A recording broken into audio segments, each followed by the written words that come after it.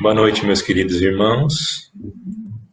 Iniciamos mais uma exposição doutrinária a cargo do nosso irmão Emmanuel Bonaza, do Centro Espírita Consolador Prometido de Insara.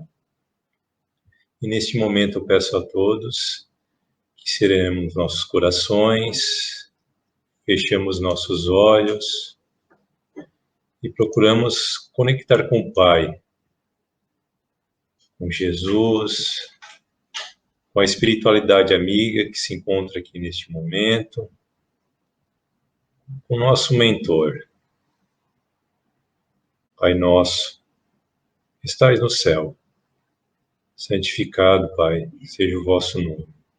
Venha a nós o vosso reino. Seja feito, Pai, a vossa vontade, assim na terra como no céu. O pão nosso de cada dia nos dai hoje. Perdoe, Pai, as nossas ofensas, assim como nós perdoamos aqueles que nos têm ofendido. E não nos deixe cair em tentações. Livra-nos de todo e qualquer tipo de mal. Pois vós é o reino, o poder, a glória, para hoje e todo sempre. Que assim seja. A palavra é toda sua, Manuel. Ok. Boa noite. Sou muito grato pelo convite da casa. E vamos lá. Bem-aventurados os que choram, pois que serão consolados. Bem-aventurados os famintos e os sequiosos de justiça, pois que serão saciados. Bem-aventurados os que sofrem perseguição pela justiça, pois que é deles o reino dos céus. Kardec, ao analisar essa fala de Jesus, ele inicia com uma conclusão bastante simples. Abre aspas. Somente na vida futura podem efetivar-se as compensações que Jesus promete aos aflitos da terra. Fecha aspas. Apesar de ser uma conclusão simples, é uma conclusão necessária, ela é indispensável. Kardec nos diz o óbvio, porque o óbvio precisa ser dito, porque nós levamos a nossa vida de forma oposta à que a gente levaria se a gente concordasse com essa premissa. Sabemos que a humanidade está aflita, que sofre dores atrozes, sofre a perda de entes queridos, sofre de fome, é perseguida, injustiçada, sofre de depressão, não tem o sono tranquilo, não enxerga mais razão para viver. Mas vocês entendem as palavras de Cristo? Vocês que choram, vocês é que são bem-aventurados. Vocês serão consolados. Compreendem essa promessa? A dor vai abrandar, a dor vai passar. Só que não existe uma consolação verdadeira se a gente ainda carrega dentro da gente a seguinte pergunta: por que é que eu sofro tanto? Esse tema encontra-se presente principalmente no capítulo 5 do Evangelho segundo o Espiritismo. Kardec, ao analisar as causas das aflições, ele nos diz que elas têm duas origens bem diferentes. Uma das origens das aflições é a vida atual. Se a gente olhar com bastante atenção, a gente vai perceber que muitos dos nossos sofrimentos são consequência natural do nosso caráter e das nossas ações. Observem só os exemplos que Kardec nos coloca e vejam se não faz sentido. Quantos caem por falta de perseverança? Por agir equivocadamente, por não conseguir frear os impulsos, os desejos? Quantos casamentos se acabam porque são fruto de um cálculo de interesses ou vaidade, onde o coração sequer é consultado? Quantas brigas, quantas disputas judiciais poderiam ser evitadas com um pouquinho só de calma, de moderação, se a gente fosse menos melindroso? E quantas das nossas doenças têm por causa os excessos? Então Kardec aconselha, para cada sofrimento que a gente carrega, interroga a tua consciência, volta no tempo, passo a passo.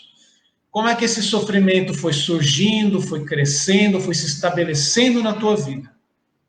Se você chegar num ponto onde poderia dizer o seguinte: se eu houvesse agido diferente, ou então, Se eu não houvesse feito isso, eu não estaria nessa situação.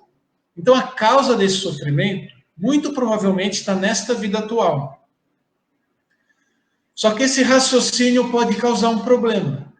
Quando a gente se vê como responsável pelos nossos sofrimentos, a gente tende a gerar dentro da gente um sentimento de culpa. A culpa é alguma coisa que não nos ajuda em nada. Vejam, um trecho do Evangelho segundo o Espiritismo, sobre o qual a gente está conversando agora, tem o seguinte título: Causas atuais das aflições. Prestem bastante atenção nesse título, nessa palavra, causas. O objetivo aqui não é apontar culpado. Você está nessa situação porque você fez isso, isso, isso. Não. O objetivo aqui é descobrir a origem do seu sofrimento que você está estudando agora. Do mesmo modo que o médico investiga as causas de uma doença. Eu julgo ser uma comparação muito oportuna, né? Comparar o estado de sofrimento espiritual à doença. Porque o que são as nossas aflições, se não doenças da nossa alma? Então, o médico, para curar qualquer doença, geralmente ele parte de um passo em comum. Identifica e elimina a causa da doença. Se você não passa por esse passo, então talvez você até consiga um alívio dos sinais, dos sintomas do que está te afligindo. Mas como a causa vai estar martelando ainda, ela pode se manifestar mais tarde por alguma outra doença, por alguma outra forma. E tem outro problema. Você tentar curar os suas aflições, seus sofrimentos, sem que você conheça as causas. Você pode acabar usando muitos recursos e muito tempo em métodos que não te ajudam. Pode até te atrapalhar. Então, primeiro passo, identifica a causa do seu sofrimento e, na medida do possível, você as elimina. Assim, o sofrimento tende a abrandar. Só que há situações em que, mesmo que a gente analise com bastante atenção as nossas aflições, a gente não vai conseguir encontrar uma causa. Em nenhum momento das nossas vidas atuais a gente agiu tão imprudentemente para estar nessa situação. Por exemplo, faz sentido você se culpar pela perda de entes queridos?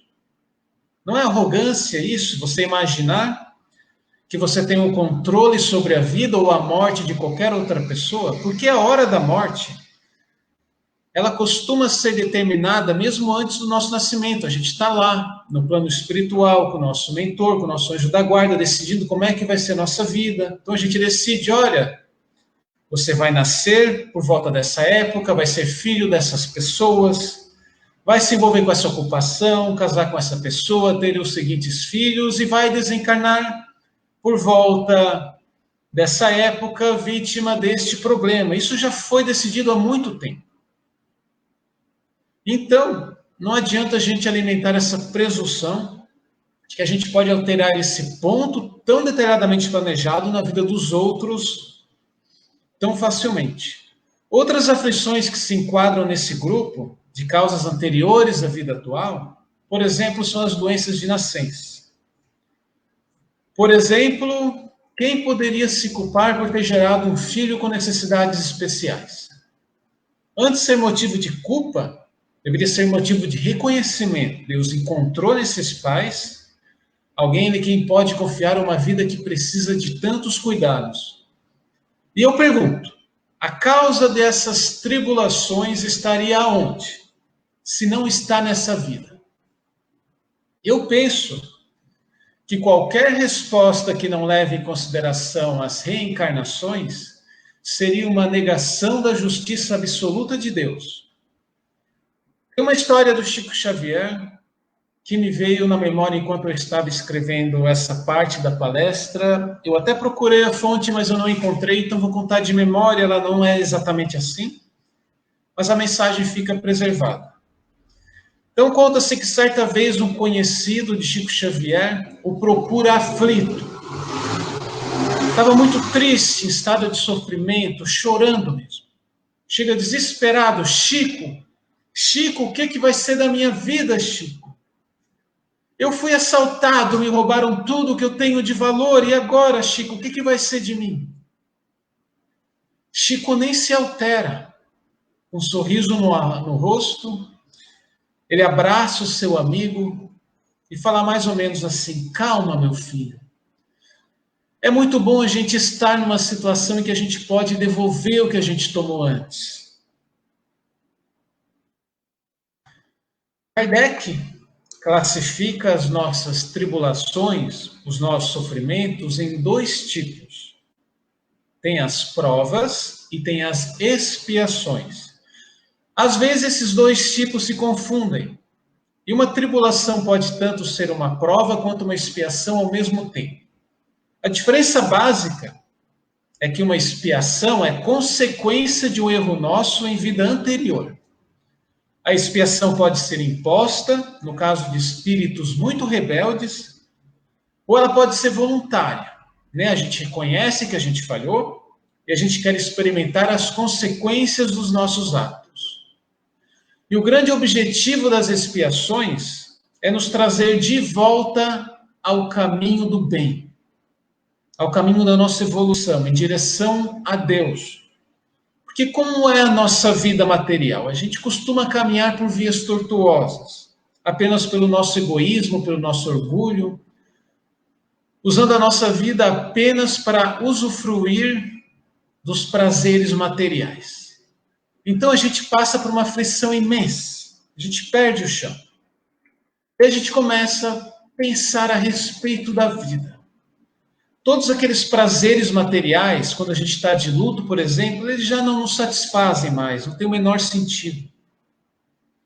Então, essa expiação chama a nossa atenção para que deve haver algo a mais na vida, além de desfrutar desses prazeres.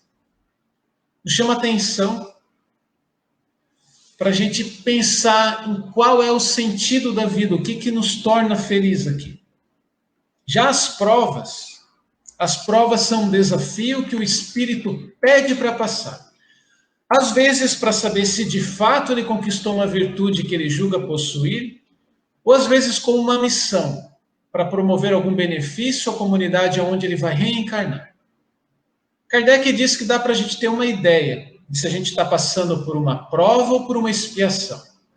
Geralmente espíritos que estão passando por provas suportam o sofrimento com resignação, eles sofrem sem murmurar. Já os espíritos que estão passando por expiações tendem a se queixar, a se revoltar contra Deus. Nem sempre isso acontece, mas é o mais comum. Kardec também diz que não tem muito sentido a gente saber se as nossas aflições são exatamente uma prova ou uma expiação, já que o objetivo essencial desses dois tipos é o mesmo, promover a nossa melhoria. Deixa eu mudar um pouquinho o assunto. Deixa eu fazer uma pergunta. Quanto tempo a gente não eleva os nossos olhos para o céu noturno e não contempla as estrelas? Sabia que se a gente começar a contar as estrelas numa noite ideal, aquela noite sem o brilho ofuscante da lua, sem as luzes da cidade, uma noite sem nuvens, a gente conseguiria contar mais ou menos umas 2.000 estrelas a olho nu? Mas você sabia que se estima que existam cerca de 100 a 400 bilhões de estrelas só na Via Láctea, nossa galáxia? Mas vocês sabiam também que na parte observável do nosso universo há cerca de 100 bilhões de galáxias? Então eu proponho a seguinte conta: a gente vai multiplicar 100 bilhões de estrelas, que é o número médio de estrelas que cada galáxia contém, por 100 bilhões de galáxias. A gente vai chegar à estimativa do número de estrelas que existem no universo observável. Gente, vai dar um número incrivelmente grande. A nossa razão simplesmente não consegue abarcar esse número. E planetas fora do sistema solar, eles são muito difíceis de detectar. Até a última vez que eu pesquisei, o número de planetas encontrados girava por volta dos 4.300. Os astrônomos estimam que cada estrela tenha pelo menos um planeta. E publicaram recentemente que na nossa galáxia há a estimativa de que existam cerca de 6 bilhões de planetas parecidos com o nosso, com água líquida e atmosfera. Sabe por que eu estou falando disso? É que a doutrina espírita é clara. O nosso mundo não é o único habitado. E Kardec classificou os diferentes mundos habitados de acordo com o nível intelectual e moral dos respectivos habitantes. E essa classificação resultou em 5 tipos de mundos. Os primeiros tipos de mundos são os mundos primitivos. Aqui, eles são destinados às primeiras encarnações da alma humana. Você deve pensar aqui na Terra no tempo dos nossos ancestrais, nos homens das cavernas, por exemplo. O segundo tipo de mundos habitados são os mundos de provas e expiações. Kardec foi bem sucinto quando descreveu essa categoria pela primeira vez. Abre aspas. É onde domina o mal. Fecha aspas. Terceiro tipo de mundos habitados são os mundos de regeneração. Aqui é onde as almas que ainda têm o que expiar aurem novas forças e repousam das fadigas da luta. Quarto tipo de mundos habitados são os mundos felizes. Aqui é onde o bem sobrepuja o mal. E o quinto e último tipo de mundos habitados são os mundos celestes ou mundos divinos. Habitações de espíritos depurados, onde exclusivamente reina o bem. Então eu pergunto para vocês, em qual dessas categorias vocês acham que o nosso planeta se encontra? Acertou quem pensou em mundo de provas e expiações. Por isso que o sofrimento é inerente ao nosso mundo. E é por isso que todos nós, em maior ou menor grau, ou passamos ou vamos passar por flagelos durante a nossa vida. Eu peço licença para ler uma pequena descrição que Santo Agostinho nos deu dos mundos de provas e expiações. Consta no Evangelho segundo o Espiritismo. Ele nos diz que todos os mundos que estão nesse estágio têm uma coisa em comum, que é, abre aspas, servirem de lugar de exílio para espíritos rebeldes à lei de Deus. Esses espíritos têm aí de lutar ao mesmo tempo com a perversidade dos homens e com a inclemência da natureza. Duplo e árduo trabalho que, simultaneamente, desenvolve as qualidades do coração e as da inteligência. Fecha aspas. Gente, espíritos rebeldes às leis de Deus. Estes somos nós. E sofrimento e felicidade são conceitos muito claros no Espiritismo. Só que é estranho como a gente, espírita, poderia responder a seguinte pergunta: o que é que falta para a gente ser feliz? O que falta para você ser feliz? Responda mentalmente. E depois compara com o que diz a doutrina. Para começar, se a gente consultar o Livro dos Espíritos, questão 920, a gente já leva um balde de água fria. Porque os Espíritos respondem ali com todas as palavras que não é possível de a gente gozar de completa felicidade no nosso planeta. Essa pergunta que eu fiz sobre felicidade, é possível obter muitas respostas diferentes. Há pessoas que me responderiam que o que as faria feliz seria poder prover uma boa refeição para os seus filhos todos os dias. Para outras pessoas isso seria banal, seria o dia a dia. Talvez elas me respondessem que felicidade seria um cruzeiro ao redor do mundo. Outras pessoas ainda poderiam me falar que felicidade seria ter noites tranquilas de sono. Se a gente analisar essa questão do que é necessário para ser feliz, os espíritos resumiram muito bem na questão 922 o que é essencial para a gente gozar de relativa felicidade no nosso planeta. Abre aspas. Com relação à vida material, é a posse do necessário.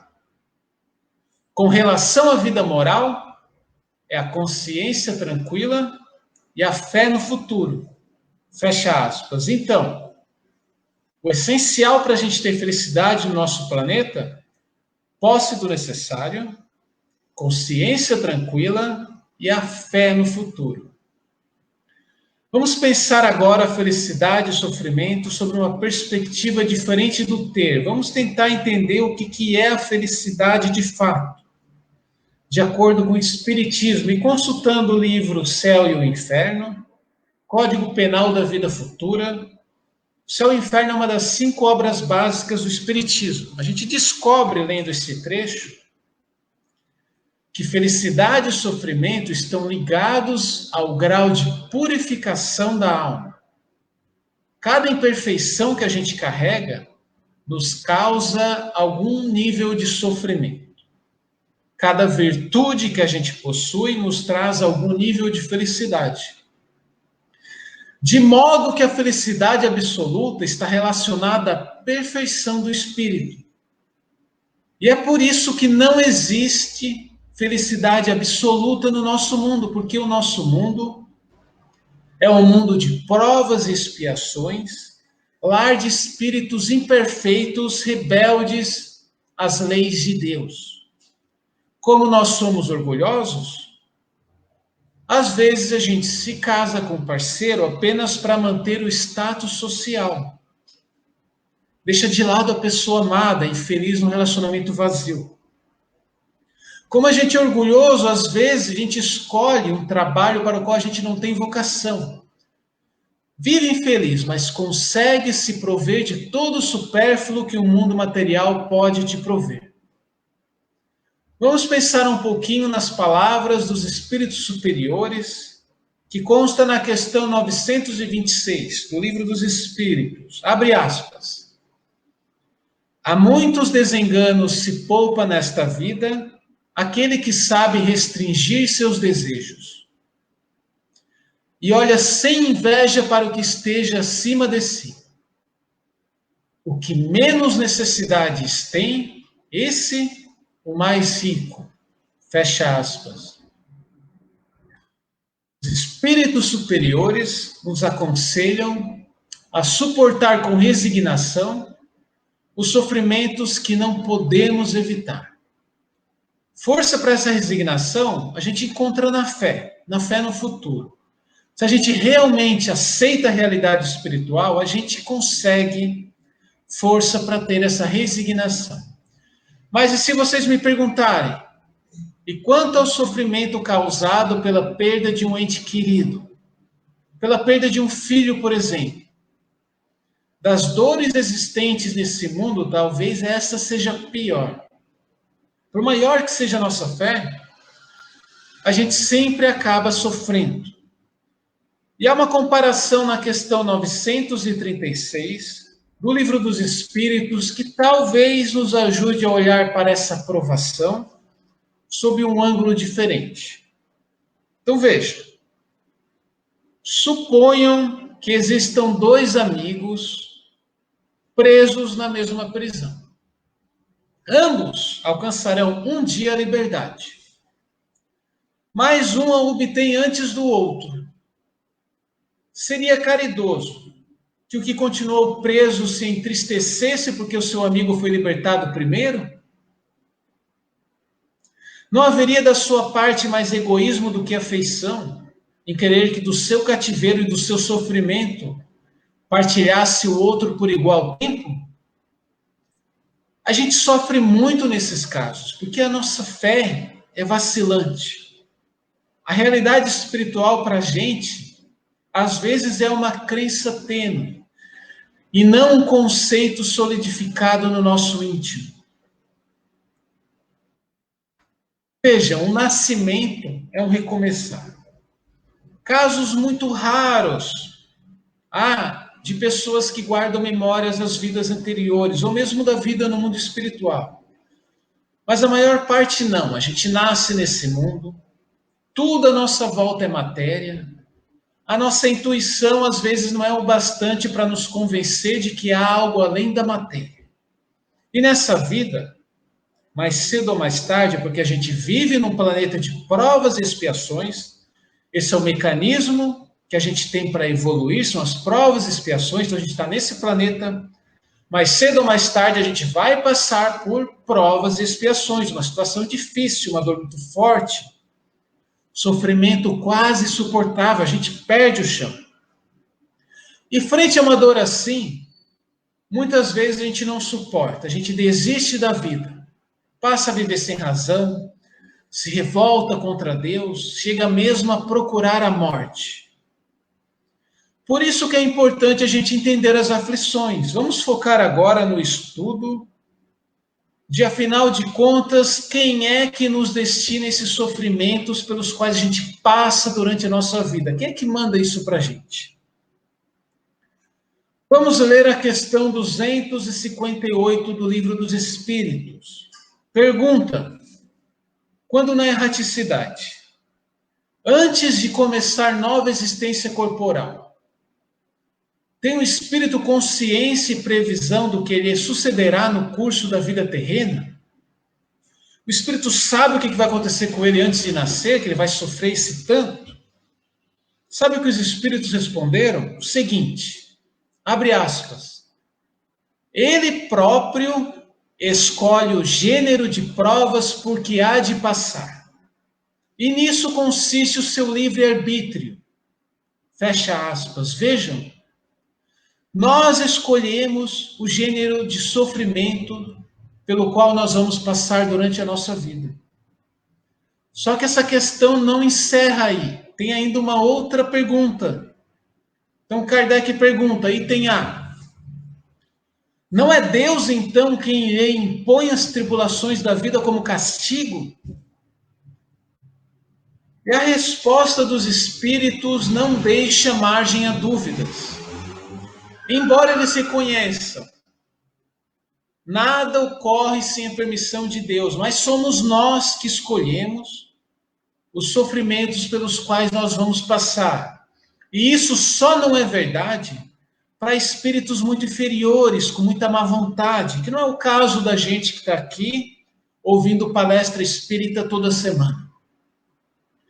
E você pode até duvidar de que escolheria uma provação tão angustiante assim para a tua vida.